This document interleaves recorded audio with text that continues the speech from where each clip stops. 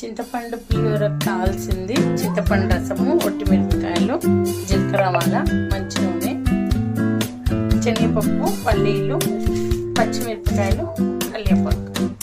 ఇది రైస్ మొత్తం 1 కిలో.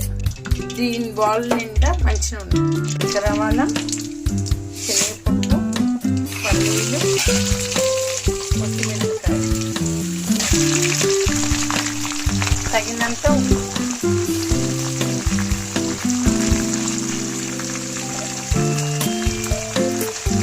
వేసుకొని మళ్ళీ మనం కొంచెం కలుపుకోవాలి. దీన్ని మనం మంచిగా బ్రౌన్ కలర్ వచ్చినాక ఫ్రై చేసుకోవాలి. తిరుపతి తీసుకోయే పులిహోర కదా, అందుకని కొంచెం చల్లగా అయినాక మనం ఇది కలుపుకోవాలి. మనం కొంచెం ఇంగు వేసుకుందాం, పసుపు. ఇది మంచిగా వేగినందుకు మనం మళ్ళీ తీసి పక్కకు పెట్టేసుకొని చింతపులుపు మసల పెట్టుకుందాము. చింతపులుపు కొంచెం ఇప్పుడు ఇంత బెల్లం వేసుకుందాము, 1 నిమ్మకాయ సైజు. మసలిన తర్వాత దీంట్లో మనం అన్నంలో కలుపుకోవాలి. డైరెక్ట్ ఈ అన్నంలో మనం కలిపేసుకుందామండి.